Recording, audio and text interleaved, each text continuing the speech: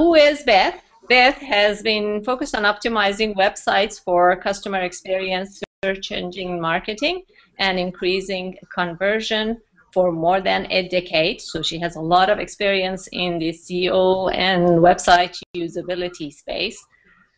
She recently joined the Search Engine Academy team as a master level instructor and operates the Pennsylvania Search Engine Academy, offering training in Pennsylvania. She is located in the greater Philadelphia area. So as you can see, she is quite an authority in the field of search engine optimization, and I am so grateful that she has agreed and to come and teach us about what she knows. I just want to first of all say thank you to Sherry for giving me this opportunity. I think it's fantastic to have these workshops to be able to really share information about important topics like social media marketing and search engine optimization. I'm really excited about it because I think these two topics, especially today, go so hand in hand that it's fantastic to be able to provide exposure and to learn at the same time. So Sherry explained a little bit about me, and so we'll just dive right into the topic of how search engines find your content. So to start with, I just want to start with some basics to make sure that everybody is kind of on the same page as far as definitions go. So at the highest level, search engine optimization is driving traffic to websites from search engine results pages. So in other words, you type in something to Google, and somebody clicks on a link, and they get to your site. That's the whole goal behind search engine optimization. There are literally hundreds of variables that are taken into consideration when Google evaluates a page for relevancy.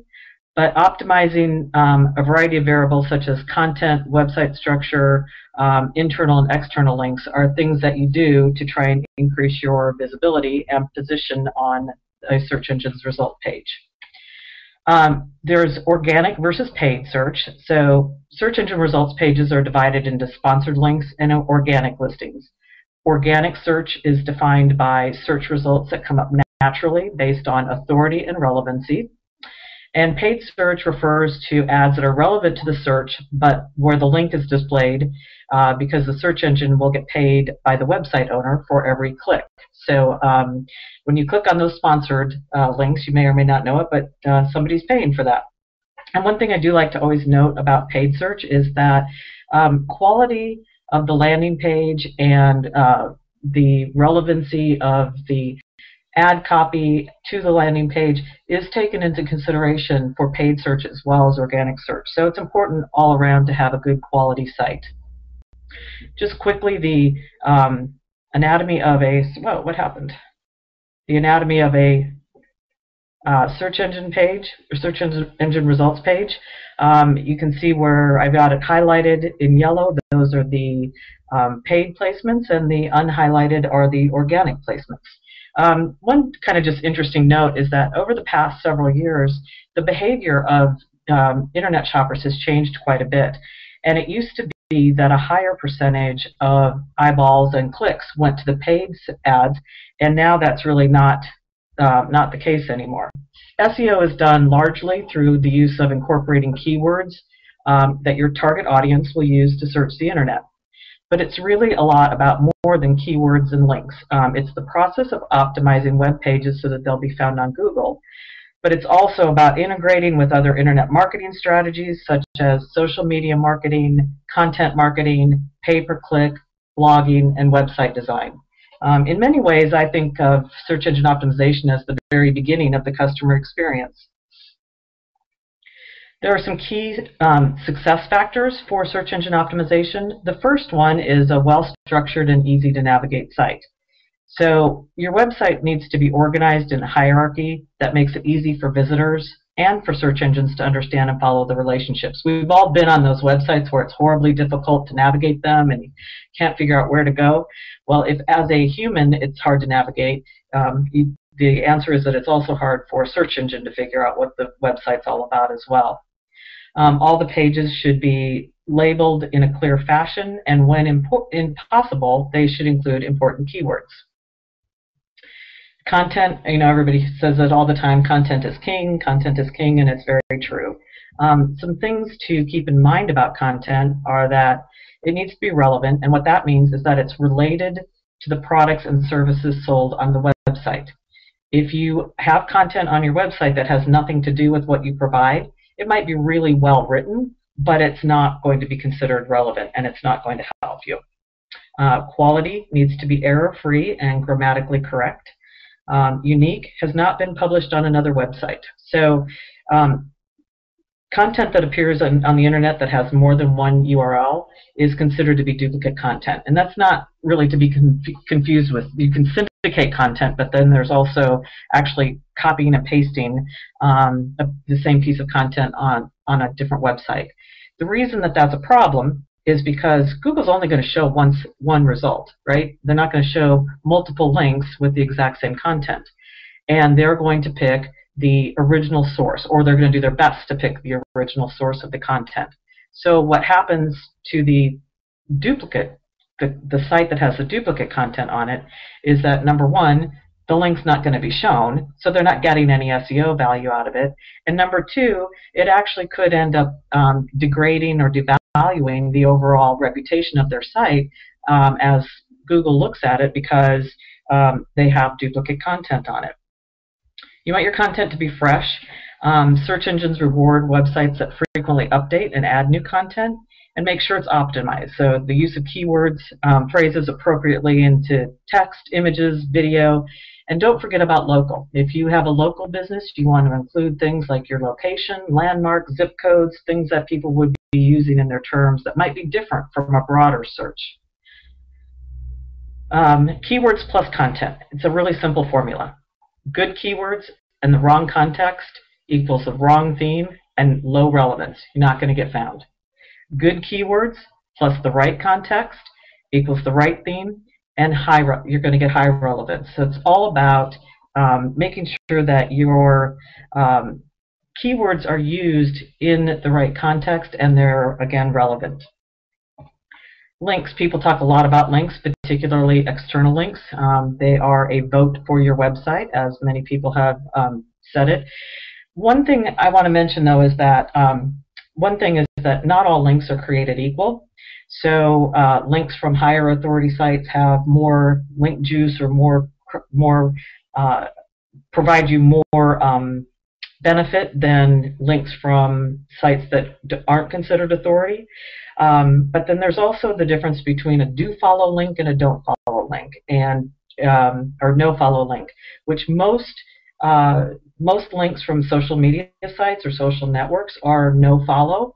And what that means is that when Google goes out and crawls the spiders the web, they do not follow the link from they don't follow the link from say the comment on the blog to your website. So there's no SEO value per se in that, but they are valuable and they are important because they drive traffic. So you don't really care if traffic comes from a no follow or a do follow, and they send a social signal that people are finding value in your content, and so because they're sharing it, so it is important, and it does indirectly have a valuable effect or to SEO. They don't have the same type of effect. And then content distribution, promoting content through various channels, including social media networks, to increase visibility. So let's talk about how search engines work. So the first layer, this is what search engines do when they're finding content. Put a word in the search box, and they search the internet for relevant content. And that's called crawling or spidering. Then the content is indexed. They store what they find and identify patterns in the data so that it can then be easily retrieved.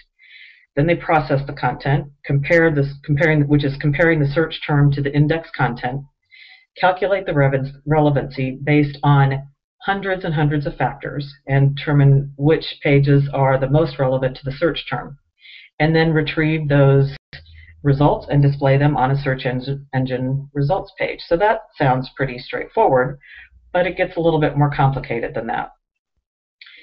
Because after that is done, or while that's all going on actually, there's a personalization layer added in. And what that means is, and some people are aware of this and some people aren't, but 10 people could search on the same exact term and all 10 people would get completely different results. And that's based on a lot of different factors. One of them being all of these personalization elements. So these are just some of the things that are taken into consideration that help Google return the results that are the most relevant to you. So one of them is your search history. Google keeps track of searches on a particular browser and incorporates that into calculating what's relevant. Social sharing is taken into consideration. If you share it, you must like it, and Google's going to give you more results that are similar. Social connections, content that's been shared by people you're connected to on Google+. Previous search, Google looks at what you just searched on and combines it with your new search to see if it makes sense to include both terms in the results. And that's kind of cool to watch. I did some experiments with that. It happens kind of slowly, but or not super slow, but it happens over a little bit of time. And it's actually very interesting. And then there's mass personalization. So in addition to your individual behavior, Google takes overall search behavior into consideration. And then there's your location. So where's the physical address of the computer? I included that in the personalization layer. It could also be part of the local layer. It kind of overlaps just a little bit. So in the local layer, so we've got the basic search of how results are found. And then we add in the personalization, and then we add in the local layer. So the three main things that are taken into consideration for local search are relevance, how related is the business to the search term.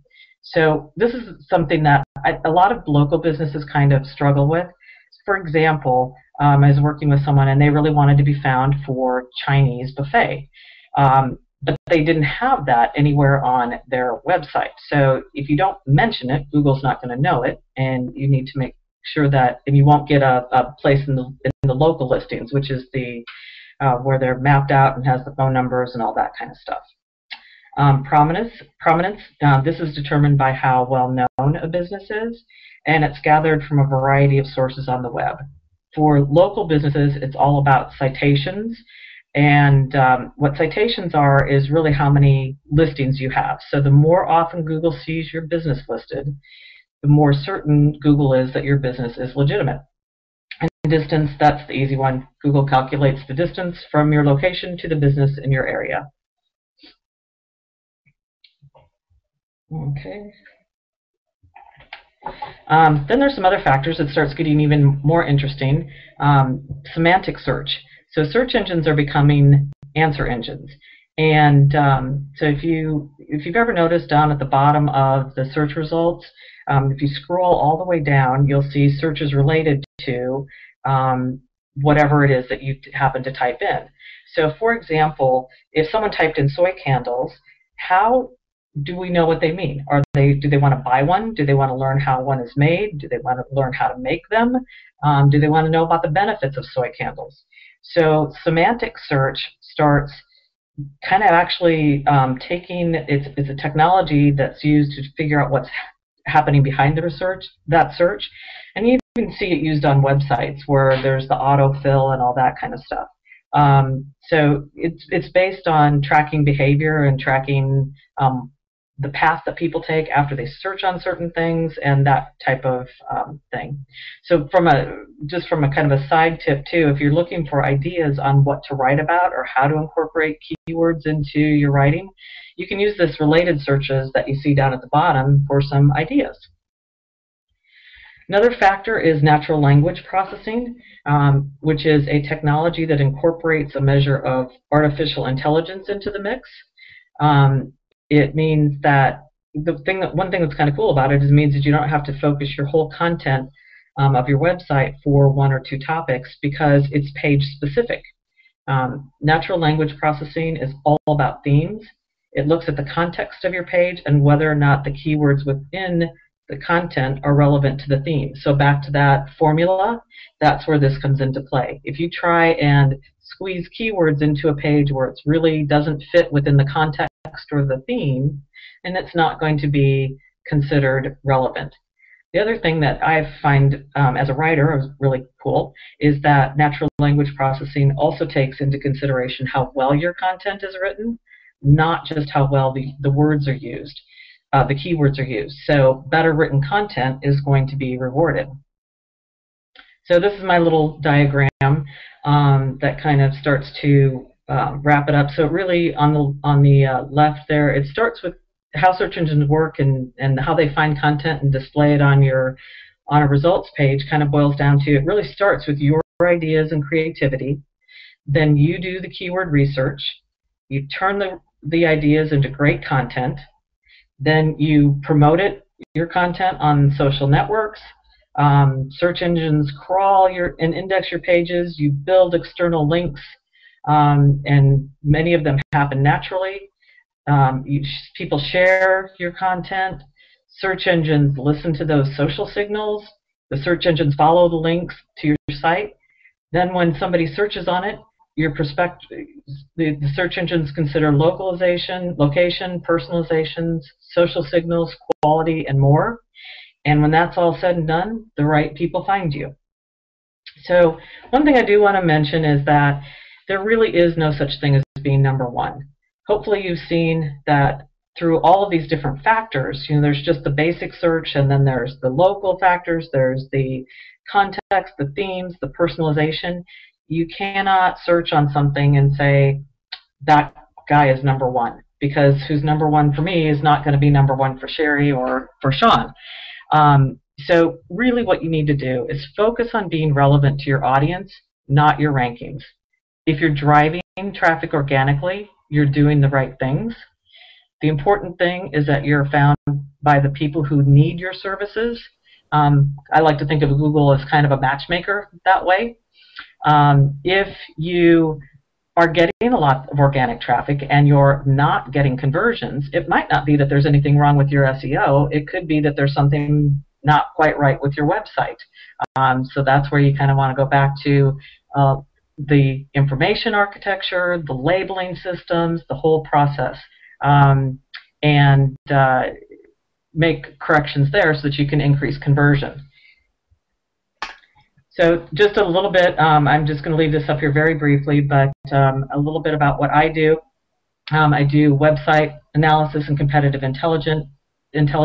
I teach, I mentor, and I create content. So I have some upcoming workshops. You can check out the links. And I also do on-site training, virtual training, as well as you're more than welcome to come to Pennsylvania and visit me here. So having said all that, thank you very much, Sherry and group. And any questions you have, I'm happy to answer. So now how do I just go back to screen share again. Okay. There you go, yeah. That's it. Thank you very much. That was fantastic. Beth, could you, I have one question, and it's possible that other people might have. Can you explain to me again what is the difference between do follow and no follow? Sure. So a do follow, I always want to break out and say do follow me to sing a song. So there are some reasons, most of the time on a social site, they are no follow. So what that means is basically if you have a link on a site and it's a no follow link, then Google is not going to, they're not going to follow it. So when the search engines go out and they're spidering the sites, so they go and they read your pages. And one thing I neglected to mention was on internal links, and so remind me, and I'll mention that again. But when it finds a link on your website and it's a do follow link and you've linked to someone else's website, it follows it. And it passes along what's called link juice, which is kind of like the authority. And so it says, okay, this is a vote. Now, links like in blog comments and most social media platforms are no follow. So when Google's going out and spidering all those pages on the web, and it comes across one that says no follow, it doesn't go any further. So it doesn't really know there's a relationship between that place where that no follow link was posted and the end website. Now, having said that, though, they're still important because they still drive traffic and they send social signals. Because if people are sharing your content then and linking to it on any kind of site, that means they like it. And social signals is starting to become a bigger deal in SEO. So it's definitely not to be ignored. Did that help? One other thing just to mention on internal links that I didn't mention is internal links are the links on your website, and that's what link one page to another. A big thing that's often overlooked is an opportunity to increase the relevance of your own site by having a good internal linking strategy as well. People focus a lot on the external, but the internal is important also. Okay, all right. Thank you very much. Sean, do you have any questions? No, all good. All good here. Okay, good. That was a fantastic presentation, and I'll make the point of going over and watching it again because I kept having to leave the presentation. But what I will do, I will embed your video with the SlideShare. You can do that now on SlideShare, and then people have the opportunity to both look at the slides, and then afterwards, if something is not clear, they can listen to the presentation. So next week we're going to, what are we going to hear about next week? What is next week? Next week is, I think content that can be found, I think. Yes. So you told us how right. search engines find it, then you're going to teach people how to structure their content so they can be found. Yep.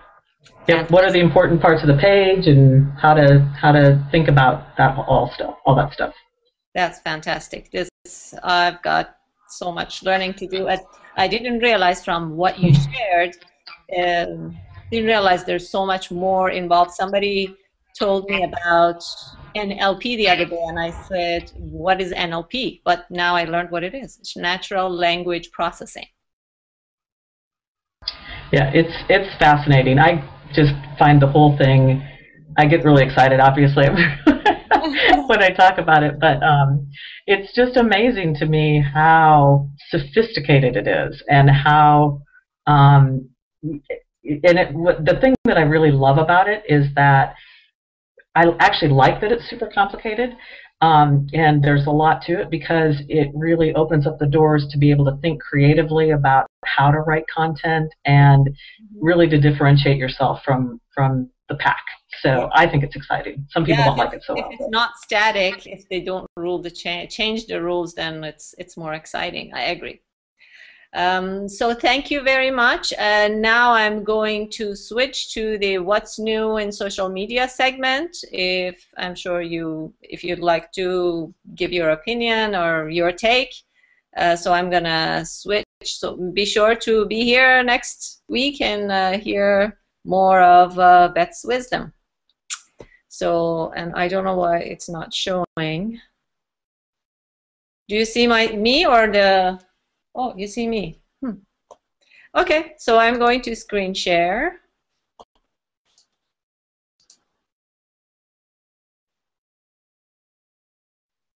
Okay, so what's new in social media and what does it mean for you? One of the biggest announcements last week was the Facebook Home.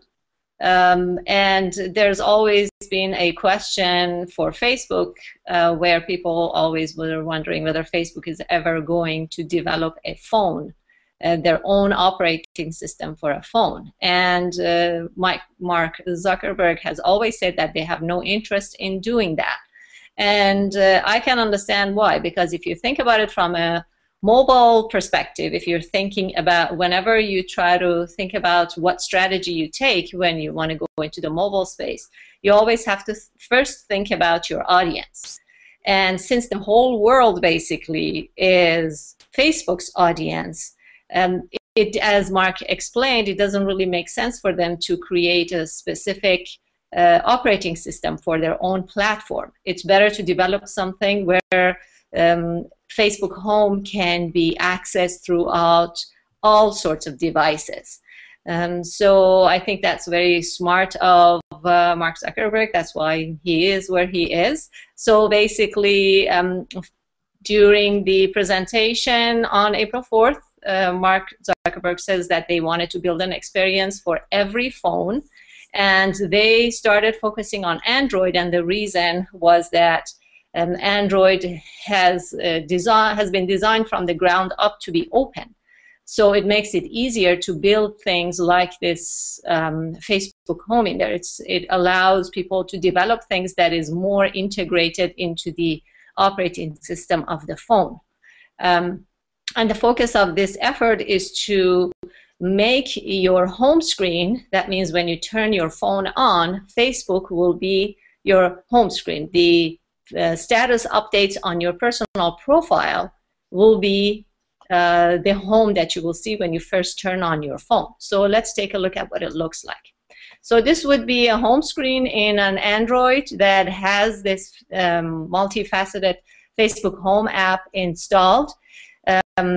This picture represents a status update from a friend of the person that has the phone and is logged into their Facebook profile, and this little circle shows their picture. So that's basically what it's going to look like. Right from the place, let me go back. So this would be the status update, and if you wanted to comment, there's normally a little comment and up signal here that you can click on, and a window opens right on top of what you're seeing, and you can start commenting. And when you're done commenting or you don't want to comment, you just click back. Then if you see a status update that you really like, all you have to do is just tap on the picture, and then you can like the picture. So it's really seamless.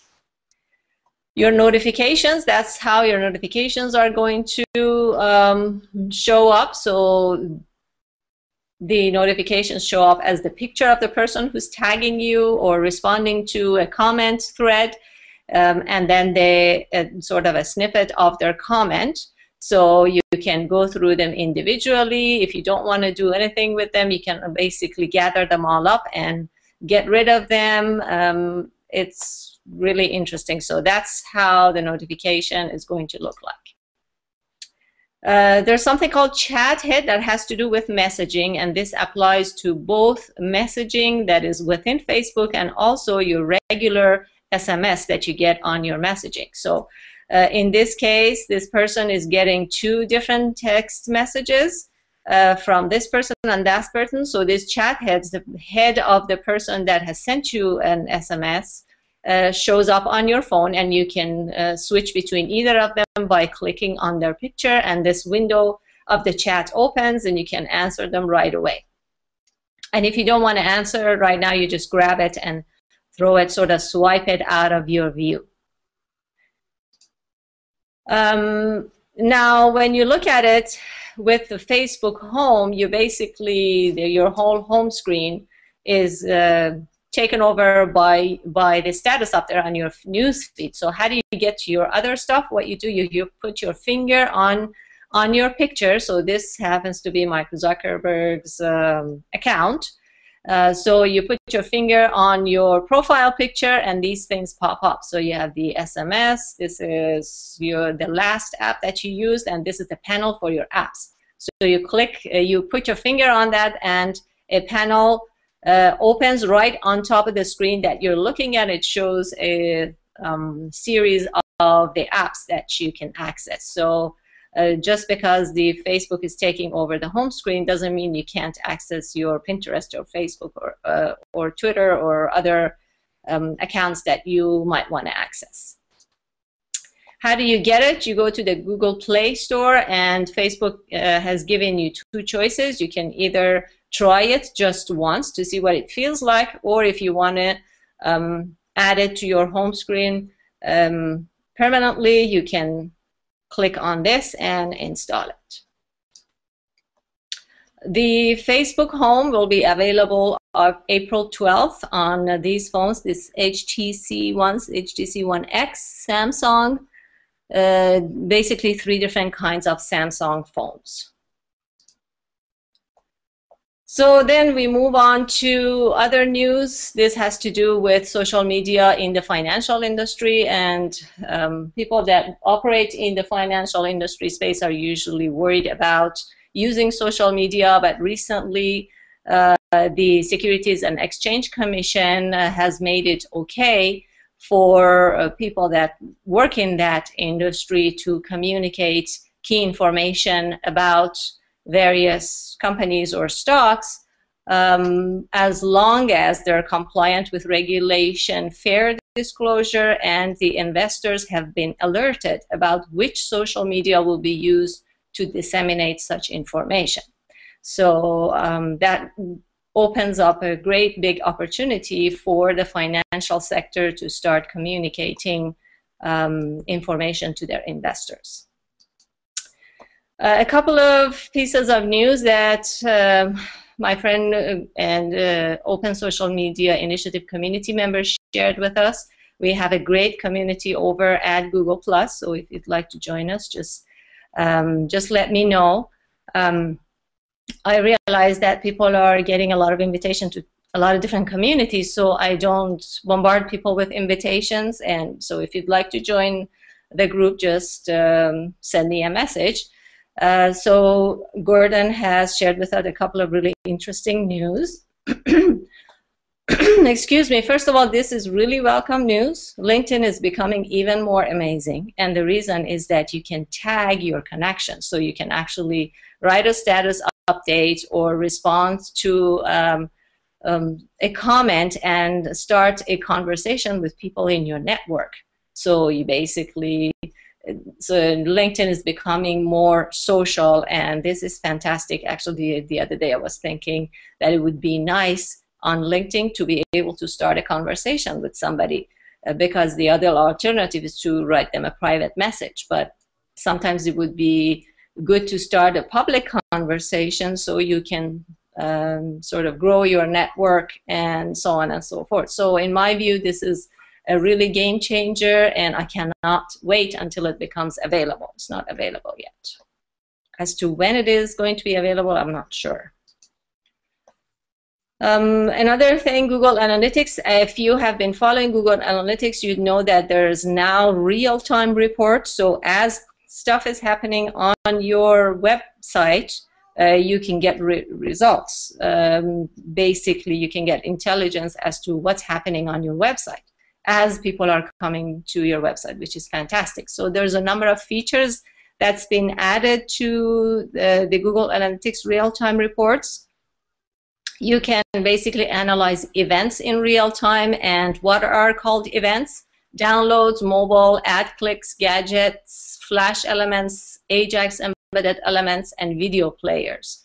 These are all examples of events.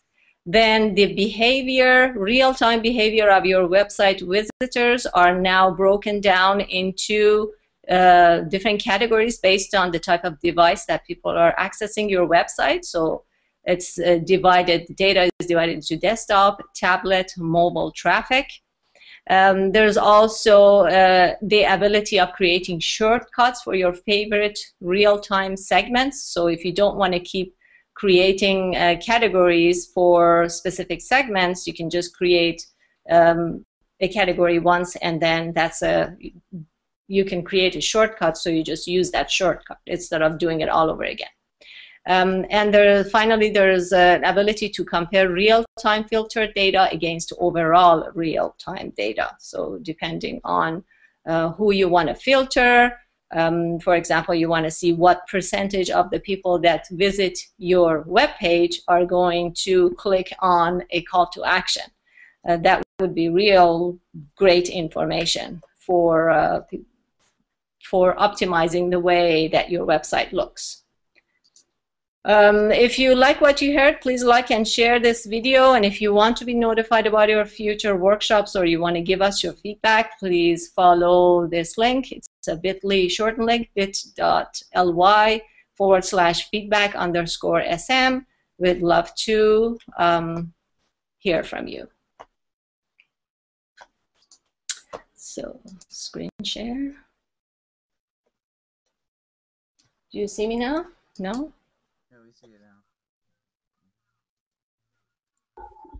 We see you now. You do? Yep. Okay. Yes, we do. We see you. Okay, because I don't know why I don't see my picture. It's just my picture, I don't see myself. Okay, what do you think? Do you have anything to say about this new Google Analytics improvements? Yes? Yeah, I think it's exciting. It's going to give people a lot more real-time insight. Just thus the name. So yeah, I think it's really exciting. And it would be great for you increasing usability, huh? Because that's what you do. One of the things you do. Exactly. Okay. Sean, did you have anything to say? Yeah, it's a great idea, you know. Okay, good. Okay, so I want to, Beth, thank you again for sharing your knowledge. I really appreciate it. And I'm looking forward to hosting your presentation for the next week and to work with you in the future. Awesome. Thank you so much for having me. No, you're welcome. Thank you very much for joining us. And until next week, please +1 and share this presentation if you enjoyed it. And contact me if you have any questions, ideas, if you'd like to join our group, if you want to give a talk. This is an open community, so I'd like to hear from you. Until next week, goodbye.